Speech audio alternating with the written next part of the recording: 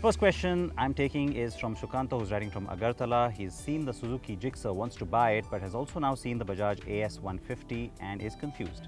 The Gixer he thinks is a better performer, but the Bajaj looks better, so what's worth his money? Well, Shukanto, you've pretty much answered the question, because if looks is what's really important to you, you like that little tall stance of the adventure sport, of course you've got to go in for the Bajaj.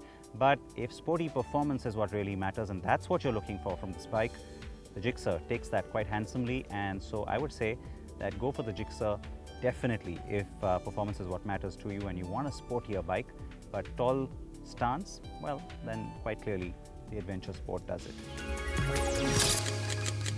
Up next is Nishant from Delhi, who wants to buy a bike for casual riding, and that's mostly on the weekdays, not more than 20 kilometers per day. On the weekends it could be longer, and he's shopping for a Harley-Davidson Street Bob.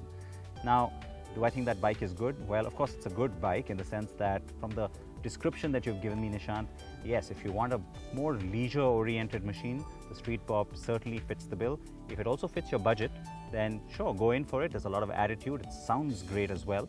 But if you want something that's more of a commuter, then of course you're shopping in the wrong segment.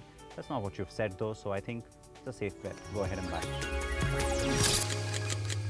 Dave is writing in from Guwahati. He has a very good question, which a lot of you might be grappling with. Wants to buy a Force Gurkha, but the vehicle is Bharat Stage 3, and so the dealer says, let's register it in one of your addresses outside of Delhi.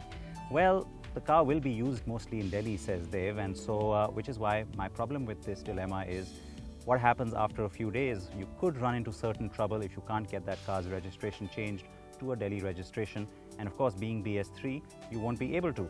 So in the long run it's perhaps wiser to avoid this altogether, unless it's just a leisure oriented car that you're going to be using to drive outside of Delhi for the most part and not as your daily commuter car. And so it really depends on the application, but as an off-roader, sure, it's a very capable product. And let's take in one more question. This one's from Kunal from Kolkata. The Scorpio facelift, the XUV facelift, and now the TUV 300. Would you call these the best looking products from Mahindra? Well, he wants me to enlighten him and also wants to know if the front grille of the TUV is appealing.